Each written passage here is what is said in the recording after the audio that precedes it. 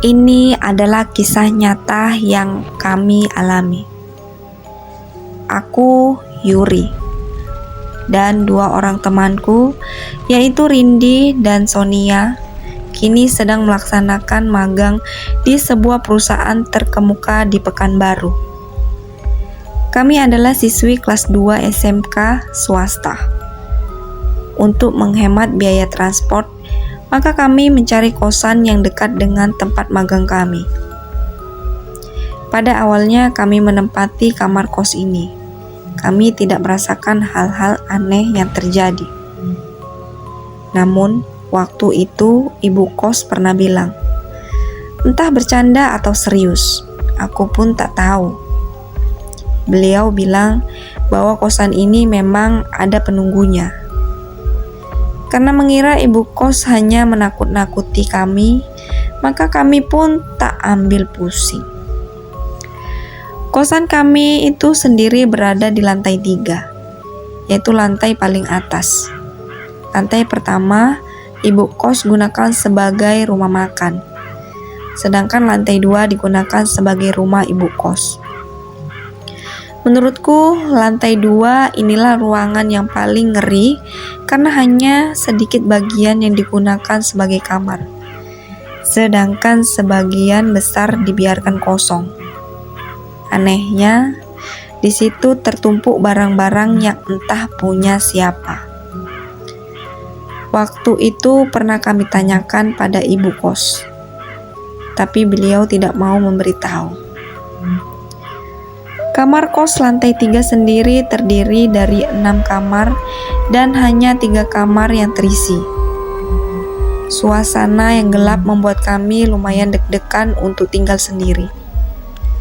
Namun beberapa bulan berlalu. Akulah yang paling sering tinggal sendiri di kosan saat teman-temanku pulang ke rumah. Dan sejauh itu, aku tak pernah merasakan ada hal yang aneh. Kakak kos kami yang kamarnya bersebelahan dengan kami pernah bercerita bahwa di kosan ini sering terjadi penampakan. Pada awalnya kami tidak percaya. Namun setelah mereka pindah, suasana bertambah sepi dan mengerikan. Dari kamar samping yang kosong, kami sering mendengar sesuatu sedang menggaruk-garuk dinding pembatas yang hanya terbuat dari Tlipex. Suara garukan itu begitu keras, sehingga kami bisa menebak bahwa kuku makhluk itu panjang-panjang. Hal itu sering terjadi, tak peduli siang ataupun malam.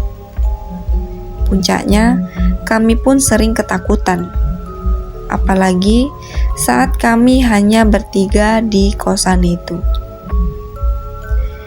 Aku merasa jauh lebih ketakutan saat Sonia menceritakan pengalaman yang menakutkan. Kejadian itu terjadi saat Sonia akan mandi. Kamar mandi itu sendiri lumayan jauh dari kamar kami. Untuk sampai ke sana, harus melewati beberapa kamar kosong.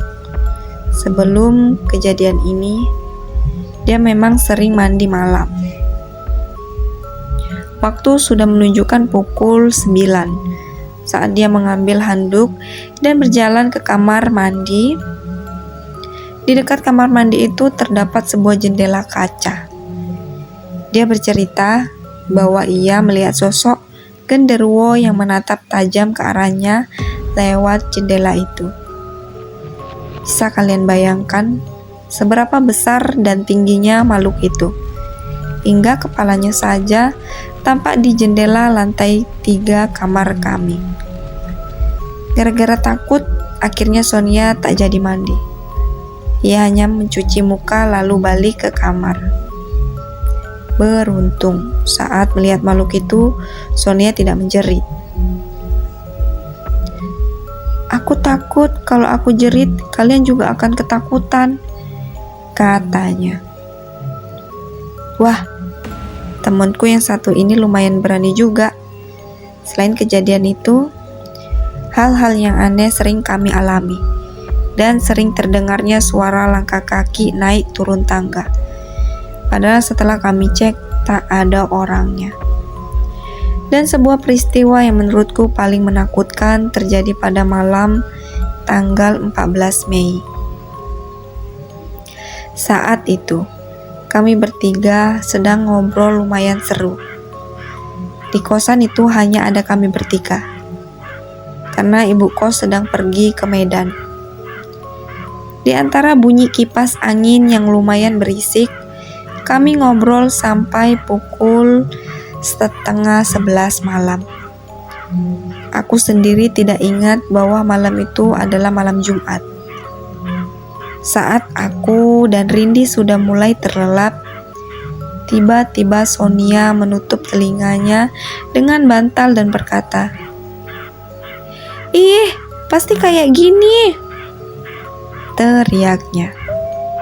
Karena merasa terganggu, aku dan Rindi langsung membentak marah pada Sonia. "Napa sih, Son? Ngantuk nih," ucap Rindi marah.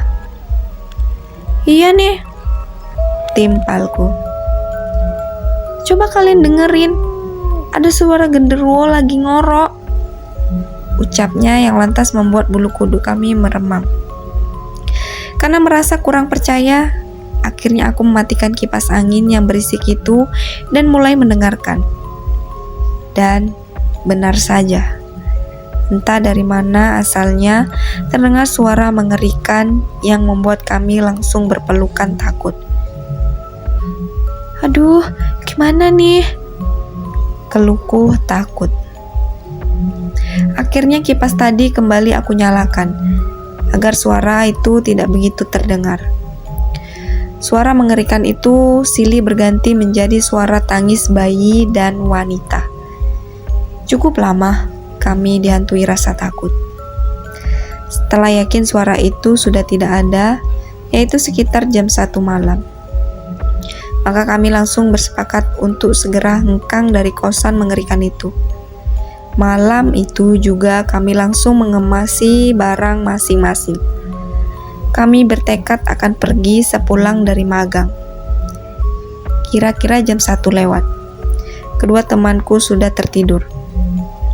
Sedangkan aku tidak bisa tidur sama sekali. Kembali aku dihantui rasa takut saat tepat di depan kamar kami terdengar gaduh yang datang tiba-tiba entah dari mana. Aku takut banget dan rasanya kepingin banguni teman-temanku. Tapi aku kasihan pada mereka yang baru saja tertidur. Jadilah aku ketakutan seorang diri. Pada pukul 4 pagi, akhirnya aku tertidur setelah mengalami peristiwa menakutkan itu.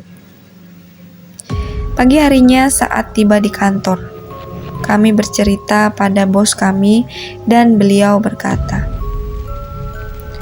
"Tadi malam kan malam Jumat Kliwon."